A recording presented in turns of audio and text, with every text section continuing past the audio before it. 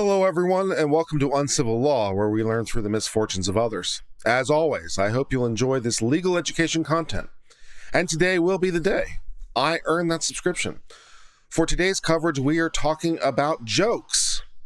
I like jokes. Sometimes my jokes get criticized, but my jokes only get criticized by the chat. Some other people like jokes, and they get their jokes criticized. And sometimes those jokes are criticized by the government. Yes, this is exactly what's going on. It's the case of Federalist Media versus the National Labor Relations Board. The Federalist Media told a joke. They got sanctioned by the government for the joke. They got sanctioned by the labor board for the joke. The government. And so the Third Circuit Court of Appeals is reviewing this decision from the National Labor Relations Board, and they'd like to have some thoughts on the issue about jokes and the government and punishing people for jokes. Great. Let's review that. Fantastic. Okay. So this is Federalist Media versus NLRB. Let's read together. Federalist Media is an employer, and it petitions for review of an order from the National Labor Relations Board finding that a supervisor's message posted on Twitter was an unfair labor practice. The board cross-petitions for enforcement. Because the board's finding is not supported by substantial evidence, we will grant the petition for review, set aside the board's order, and deny the petition for enforcement. Our government, it works, folks. Our government, it works. Fun and exciting. I didn't want to do that. Okay, let's try that again.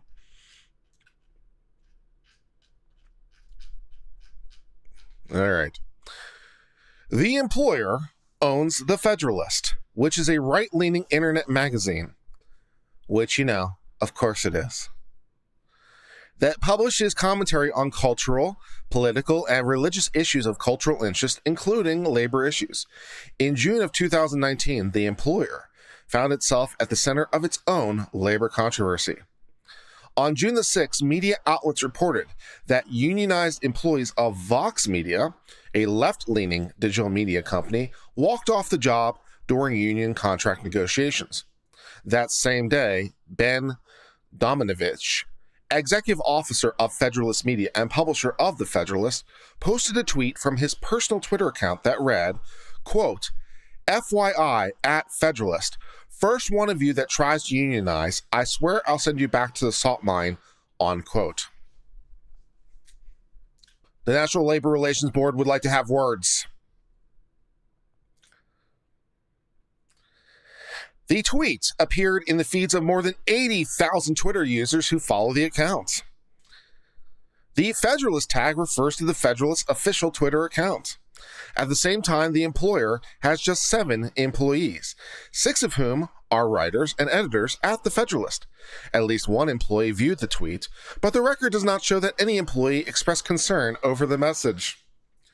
The following day, Joel Fleming, random asshole, a Massachusetts resident with no connection to the Federalist Media, filed an unfair labor practice charge with the Board of New York Region. So, rando guy over here would like to file a complaint about the joke. And the nature of his complaint is it's an unfair labor practice.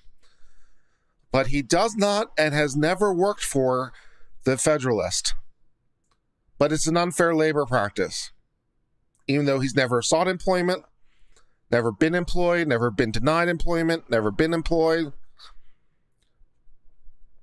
He'd like to complain about the joke to the National Labor Relations Board. Okay. And the NLRB was super serious. Super serial, you guys. Wow. Yeah. The charge alleged the tweet violated Section 8A1 of the National Labor Relations Act and listed an Illinois address for the employer, even though it's a Delaware limited liability company with a Washington, D.C. office. So they couldn't even manage to get the address right.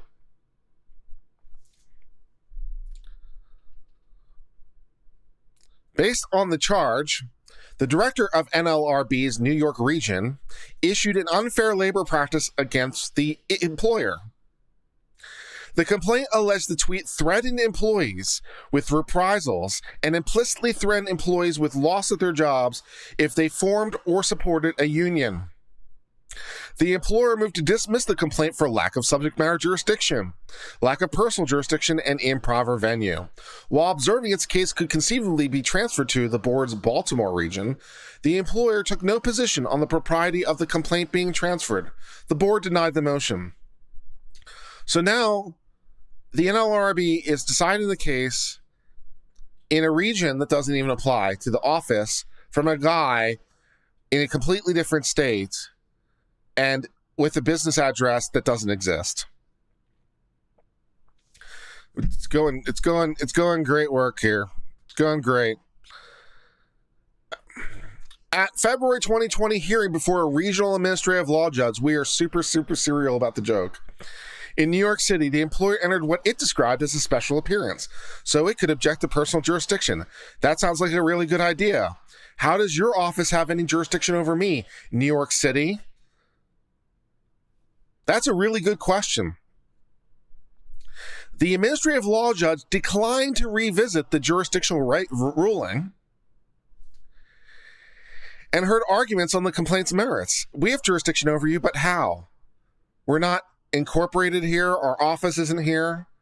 How do you have jurisdiction over us? We just do. Okay. The board's regional counsel presented his case without calling any witnesses and rejected the notion the tweet would be understood as a joke. Okay, this is just getting better and better with every passing moment. So just to sum up where we are in this proceeding, so we're all paying attention. Okay, so the Federalist, an organization with 7 employees that runs a newspaper called the Federalist. Their employer sent out a joke about sending them to the salt mines. They are a Delaware corporation that is their principal place of business is in Washington, D.C. They were sued by a rando guy who sued them based on an Illinois business address that doesn't exist. The New York office, which also doesn't have jurisdiction over the Federalist because, New York, not D.C. or the Delaware thing, but the New York office says, hey, we have jurisdiction over you. And like, no, you don't. We totally do. And then the board's regional counsel says, okay, I want to prosecute the case. And the board says, great, call your first witness. I have no witnesses.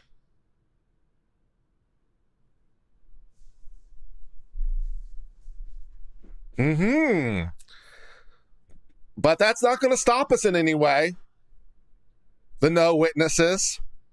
This is in no way going to be an impediment to our getting our result at the NLRB, the no witnesses case in the wrong jurisdiction against a business address that technically doesn't exist from a guy who has no affiliation with the company.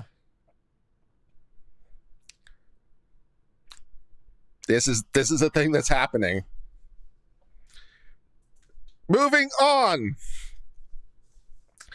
Instead, he pointed to the Federalist editorial content and expressed the owner's own anti-union stance and argued a reasonable reader could interpret the tweet only as a threat against employee unionization with no witnesses. The employer, this is great shit.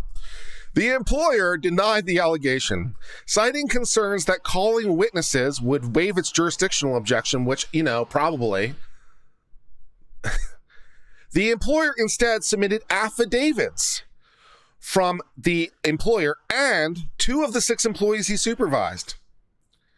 The affidavit explained that he intended the tweet as satire, expressing his personal view on a contemporary topic of general interest. The 2 employees offered that they viewed the tweet as funny, satirical expression, and did not perceive it as a threat to any protected workplace activity. The ALJ admitted the affidavits into evidence over objection. It gets better with every passing moment, kids. So the prosecutor has no witnesses. The defense doesn't want to bring any witnesses because they think it might waive the jurisdictional problem, which, fair enough. But they are going to try to get around this problem by saying, okay, we have 3 affidavits. And they say, you can't submit the affidavits, but you submitted the nothing. And we can't submit the affidavits when you submit the nothing? Okay. So I guess the administrative law judge, feeling merciful that day, decided to allow them to admit the affidavits from the 3 people in view of the admission of the nothing. And we're now going to have a trial where we're going to weight the evidence, and the evidence on the one side is nothing, and the evidence on the other side is 3 affidavits saying this was funny to us. How should the ALJ decide? Should the ALJ decide this is a threat based on the nothing? Or should the ALJ decide, hey, this is a joke based on 3 people who say this is a joke to us? Which way should they go? Hard to tell. Let's find out. Okay, well, the ALJ had no problem with this because the ALJ concluded the tweet violated the law. So the ALJ found the no evidence more persuasive than the evidence. Outstanding.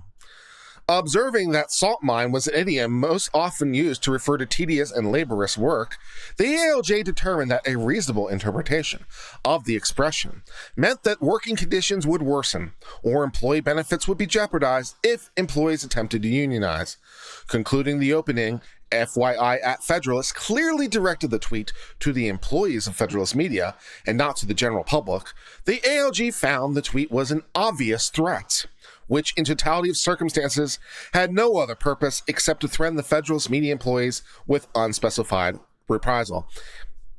It gets better. It gets better. Still, you keep asking yourselves, how can it get any better? How can it get any better? Because you just keep adding things to the stupid, and the stupid knows no bounds. How can it get any better? Okay, let's see. Rando guy with no affiliation to the company whatsoever, never applied for a job, never denied a job, never offered a job, never had a job, no affiliation to the company whatsoever, files a complaint using a business address that doesn't exist. Based on the non-existent business address for the company, they are brought before the New York NLRB.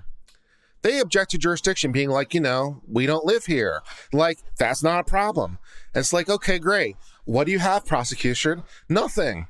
Okay, what do you have, defense? Well, I got 3 affidavits who say it's a joke. Okay, judge, what do you think? Well, I don't think it was a joke. It gets better, though. It continues to get better and better with every passing moment. The ALJ gave little weight to the employee affidavits, which, given the nothing on the other side, I'm not sure how even little weight is a problem, to be quite honest, and rejected the claims of the employer that the tweet was satire, since threats allegedly made in a joking manner still violate the law.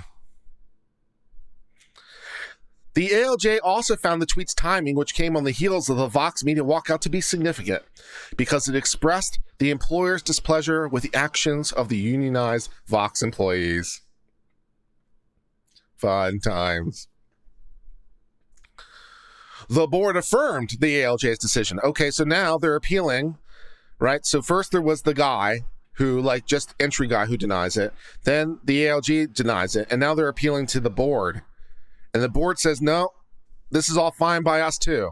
So the board for the NLRB, the National Labor Relations Board, the actual board also said this is fine, no problem, and ordered several modifications. In adopting the conclusion the tweet was a prohibited threat, the board disclaimed any reliance on the Federalist anti-union editorials or the tweet's proximity to union media walkout, since there was no record evidence the Federalist employees were aware of either, which, because there's no evidence of any variety. The board also concluded the judge erred in admitting the affidavits without establishing that they were unavailable to testify, but the board found the error harmless. So the no evidence is harmless error, stating that the employee's intent and subjective employee perception is irrelevant. It doesn't matter what the employee intended, and even worse than that, it doesn't matter what the employees perceived.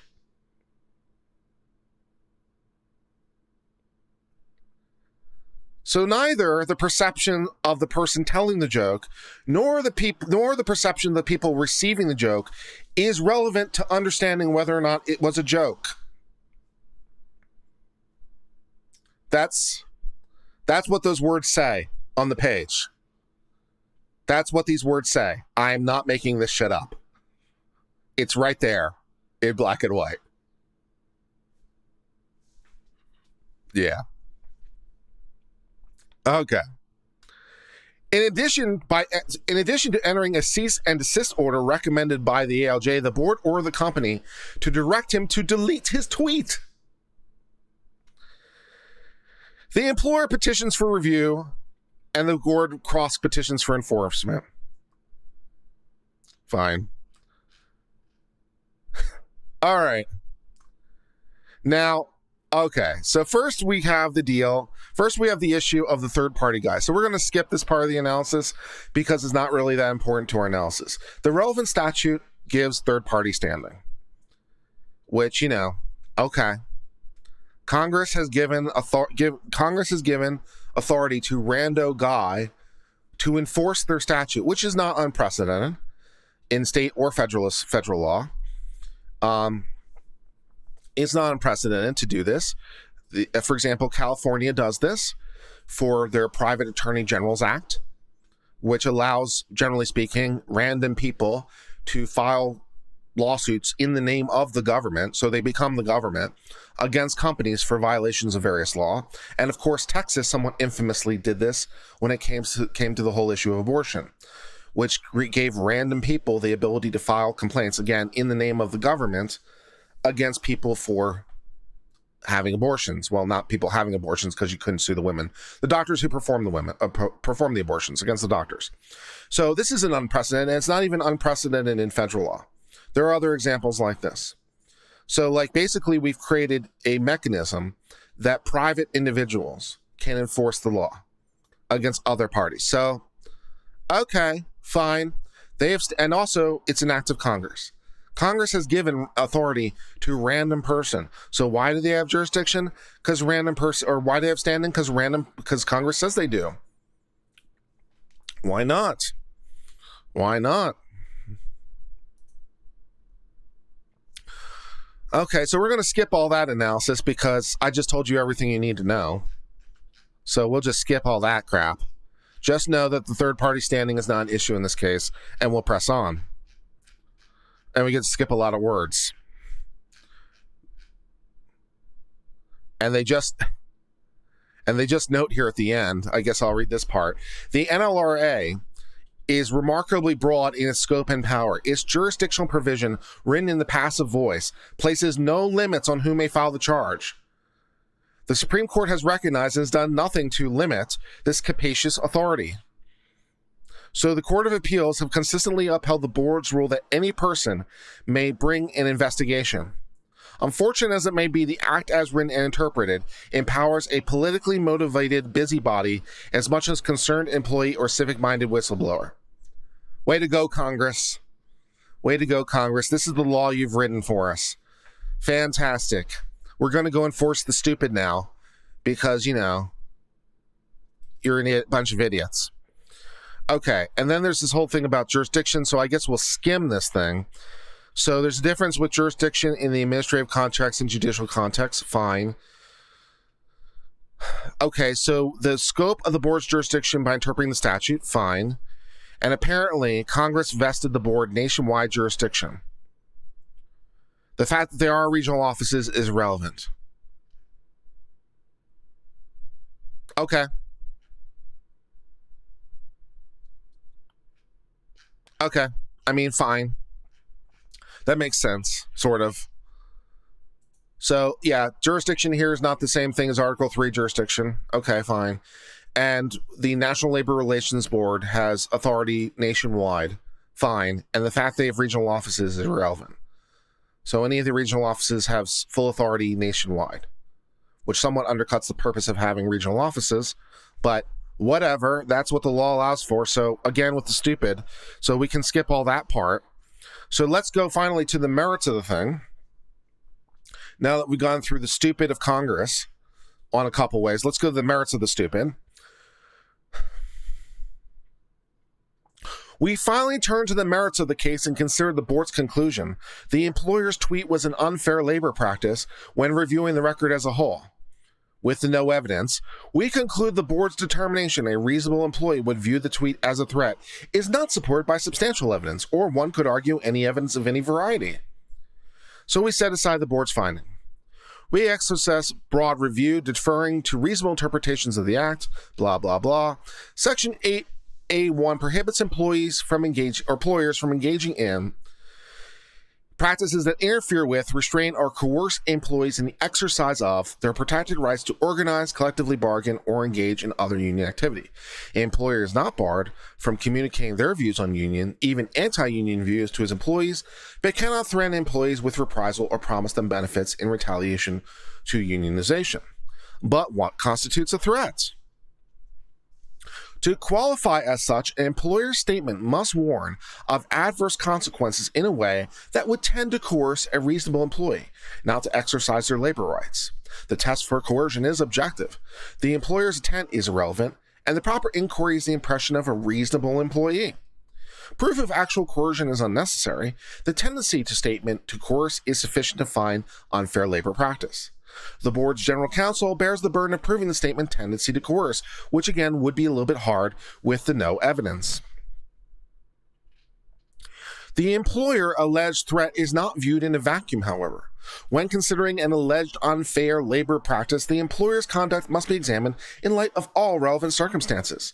Context is an important part of language, and that's especially true in this case where pure speech is at issue. So once again, we have to dissect the joke, which kills the joke. And it's even worse than that, because we've got the courts of appeal now dissecting jokes. That is just really what you want for jokes. You just really want them to dissect those jokes, man. You just feel really, really good about yourself, man, inside. Let me tell you what.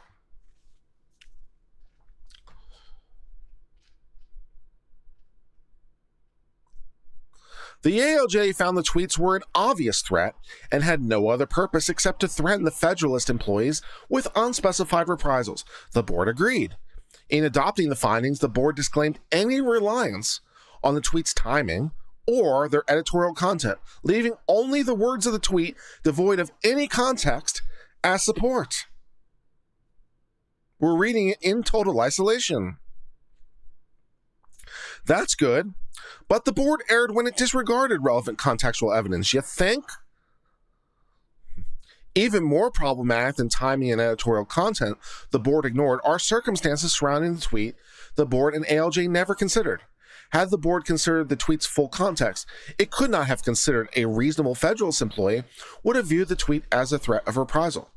For starters, the Federalist Media is a tiny media company. Its six employees, not including the employer, are writers and editors. The tweet suggestion these employees might be sent back to work in a salt mine is farcical. Thank you, Court of Appeals, for explaining the concept of jokes. The image invoked, that of ripers tapping away on laptops in dimly lit mine shafts alongside salt deposits and workers swinging pickaxe, is as bizarre as it is comical. The Court of Appeals finds the joke funny. So, from words of the tweet alone, we cannot conclude that a reasonable employer would have viewed the tweet as plausible threat of employee. The ALJ rightly noted that salt mine idiom most often refers to tedious and laborious work, but the board failed to realize that threatening statements are usually not made in bantering terms. To conclude that the tweet was a thinly veiled statement concerning adverse consequences requires some additional evidence of the coercive tendency, but of course there was no evidence because there was no evidence of any kind, because there was no witnesses in this quote-unquote trial. The Supreme Court has instructed any assessment of the precise scope of impermissible employee expression, of course, must be made in context of labor relations setting. Yet neither the board nor the ALJ discussed the labor environment at Federalist Media when they posted the tweet. Why would that matter? Why would it matter what the labor environment is like at the company when you're determining whether or not there's coercive to the people in that company? Why would that be important? So significantly, the court has never affirmed a finding of unfair labor practice based on employee speech alone, absent any indicia of labor friction. So, there's that. We have literally never, ever found that employer's speech alone, if there's action, that's a different thing, but we've literally never found that employer speech alone is unfair labor practice when there isn't some indication of underlying labor friction. Which there isn't here, incidentally, both in fact and in evidence.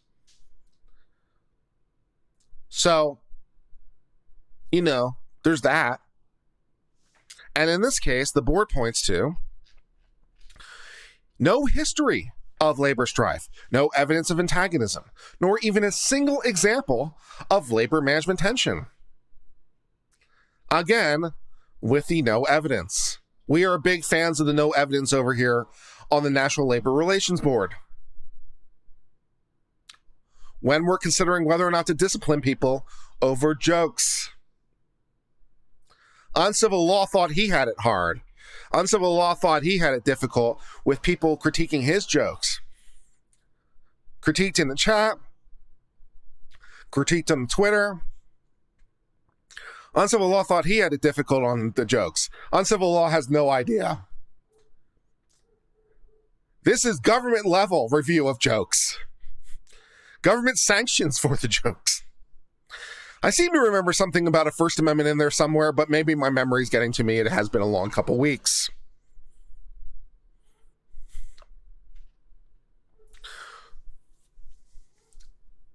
We also think it's significant the Federalist publishes commentary on a wide variety of contemporary, newsworthy, and controversial topics, including matters involving politics and labor relations. And that the employer used his personal Twitter account to promote and discuss the magazine's commentary. The record does not show that they ever used the account to communicate with employees, or that employees were required to follow it. So no, it wasn't targeted to the employees because it's not part of their job duties to review the Twitter. You idiots. Taken together, a reasonable Federalist Media employee who became privy to the tweet, posted the same day as a Vox Media walkout, would be far more likely to view the tweet as commentary on contemporary, newsworthy, controversial topics than as a threat. Also, because it's the Federalist. It's the Federalist. It's a bit of a right-wing organization. The people who work for the Federalist, which, remind you, are all writers and editors for the Federalist. I mean, probably have fairly right-wing views. And probably, are not super thrilled with unions. Just a guess. Just a guess. The 7 people working for the Federalist, they're all writers and editors for the Federalist, probably not such big fans of the unions. But that doesn't matter, because all that matters is a theoretical employee could feel threatened based on the no evidence. It's a pile of stupid.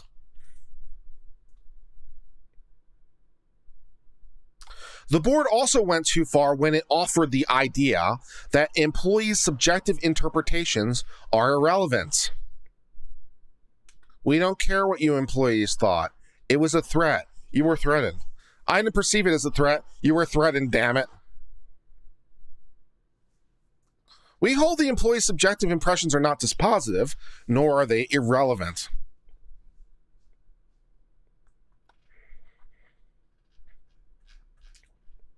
We have acknowledged the subjective interpretations can sometimes be helpful to determine how a reasonable employee would objectively view the conduct. Yeah, how would a reasonable employee view it? I don't know. Let's ask like all of them, because there's only 6 of them.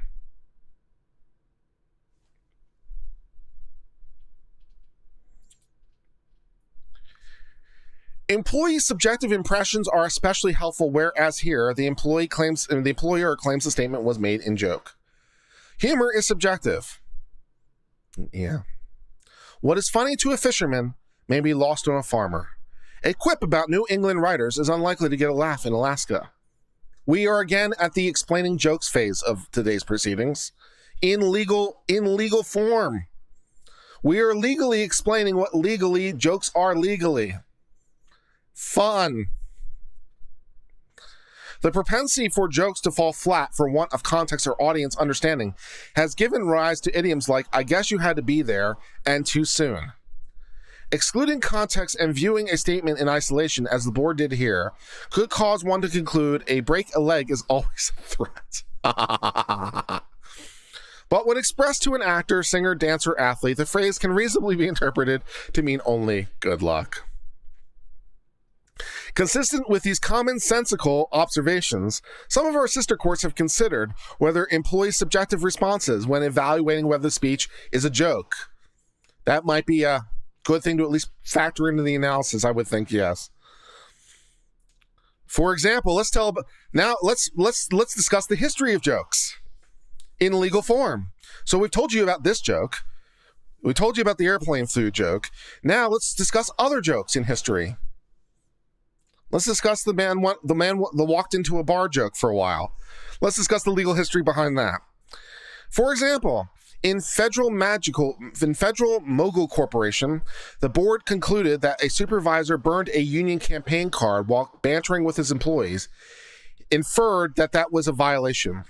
The Fifth Circuit disagreed, observing that employees and supervisors were engaged in horseplay that involved teasing, and citing employees' testimony that he snickered and laughed when the incident occurred. The court concluded, it's obvious, it's a joke.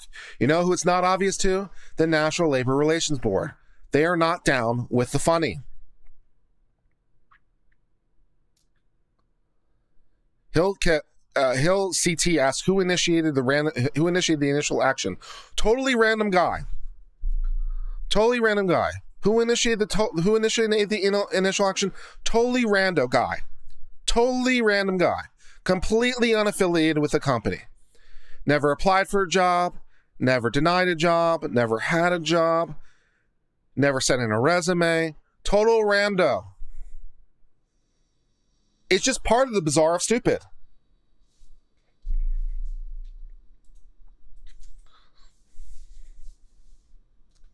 The incident is not to be taken out of context and must be considered along with all the facts and circumstances existing at the time. A Sixth Circuit case in Weinmuller Electrical is also instructive. There, in that joke, so let's talk to you about the let's see, what's another good punchline for a joke? Knock knock, who's there? Let's tell you about the knock knock, who's there joke. So in the knock knock, who's there joke, also known as Weinmuller, unionized employees had flooded a non-union electrical contractor with applications, as though the contractor processed the applications. And though they processed it, they'd hired none of the union applicants. At a company's breakfast 3 months later, the contractor's vice president told the employees the company was looking to hire.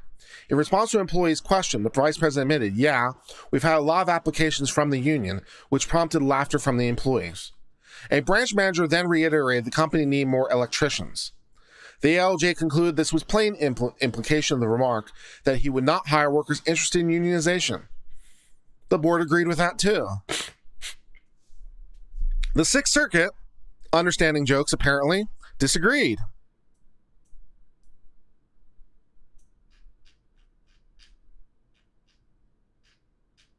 Hold on. Finding lack of substantial evidence. Though a vice president's remark may not have been politically correct, and just because it's not politically correct doesn't make it illegal, it got a laugh from the employees. As the court sensibly noted, people are being threatened usually do not find it amusing. And as we would say in law, C.F. F. Johnny Depp versus Amber Heard. People who are being threatened usually do not find it funny. C. F.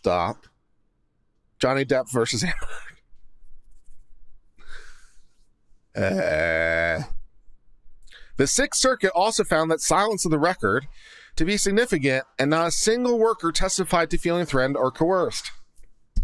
The board discounts federal mogul and Weinmuller by noting neither case holds threats of retaliation, by holding that threats of retaliation are lawful as long as someone laughs. The board is right to some extent, but the Fifth and Sixth Circuit analysis also show that employees' subjective responses can be relevant to determining whether a reasonable employee who's familiar with the employer and context of remark would tend to be coerced. My dog stepped on a bee. C. F. The bee. This is particularly true where, as a third party with no connection to the employer or employees and who lacks knowledge of the relevant context, files charge against an employee with no history of labor problems. The record contains no evidence that any Federalist Media employee perceived the tweet as a threat, and the board failed to even acknowledge that noteworthy gap in the record. Again, the noteworthy gap might also be notable because of no evidence, but that's just me. Because the charge was filed by an unrelated third party who has no affiliation with this whatsoever, the alleged unfair practice was pure speech, and the meaning of the employee statement is open to question. The silence of the record is significant, one would imagine.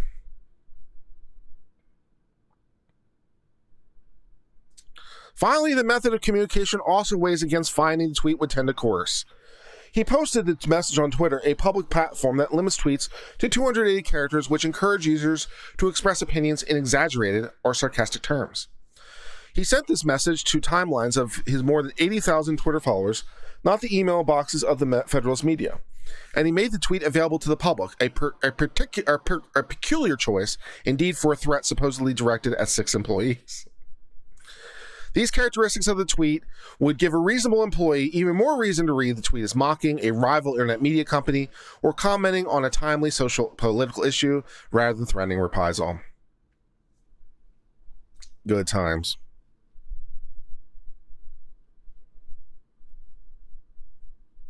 I hate when my eye does this and just starts randomly itching. And, yeah.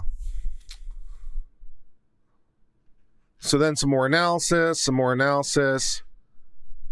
blah, blah, blah, blah, blah, blah, blah, blah, blah. And then there's a concurring opinion as well. I don't know if there's a dissent. That'd be hilarious.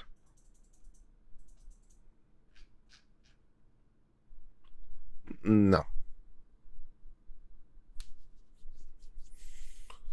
And, this guy thinks that the unrelated third party thing is a deal breaker, which is also a reasonable opinion. So, there you go.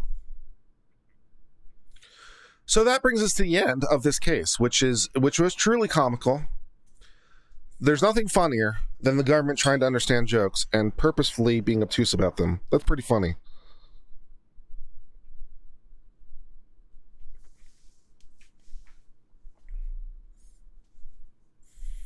So, yeah, let me answer some super chats that came in while we've been talking. Stony CC gave Australian $100. Thank you very much for the generous super chat. Like your style, like your channel. Finally caught a live stream and want to be here with you when you get 100K, 200K, and 500K subs. So yes, well, as you can see, we figured out how to put a live counter on the screen, which is pretty cool, I think. So that's neat. So we can see exactly how we're doing on the journey. And we're doing pretty well, as you can see. We're hair's breadth away from 93 and not much further away from 100. So, it's going pretty well over here, I think. It's nice. Thank you for your generous super chat. Sledge and Wedge is a member and says, I'd rather the law be there as a tool against Congress and or corporate lobbyists or media outlets. Jen Walton-Botter became a new member. Thank you for hitting that join button.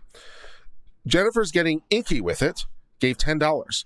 So if there's a penalty and the workers' wage jobs are affected due to lack of funds resulting from the penalty, could workers sue the NLRB for frivolous enforcement? Of course not. You want to sue the government for doing an enforcement job? Give me a break. James Hughes became a new member. Thank you for hitting that join button. Cat Lover gave $20. I appreciate your context and opinion. I know you covered Critical K in the past. Have you seen her hot takes on Depp v. Heard? I have not. If you have, I'd love your reaction. I'm sure her hot takes are very hot indeed. Yeah. And Huna became a new member. Thank you very much for hitting our join button.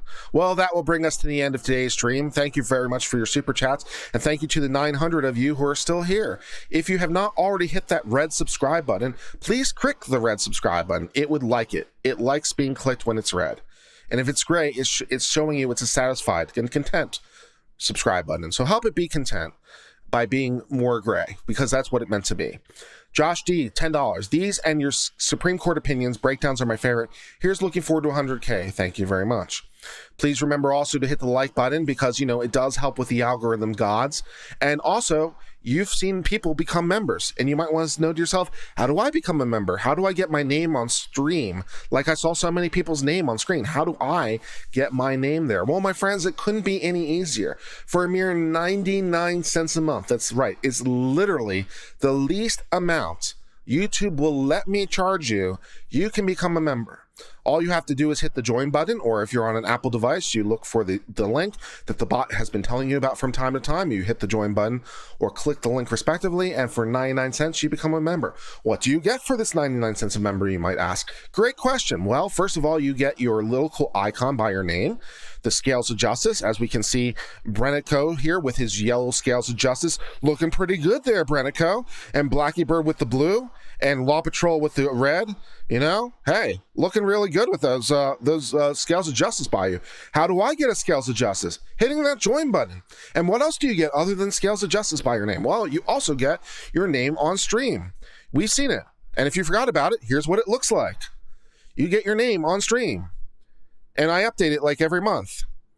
And so you get just a list of, you know, all the people who are subscribers. That's pretty cool. You get a little shout out for being an uncivilian. That's how you do those things. And tell your friends to subscribe and all the rest of it. I've been Uncivil Law. Until later, my friends, I hope all is well. Cheers and goodbye.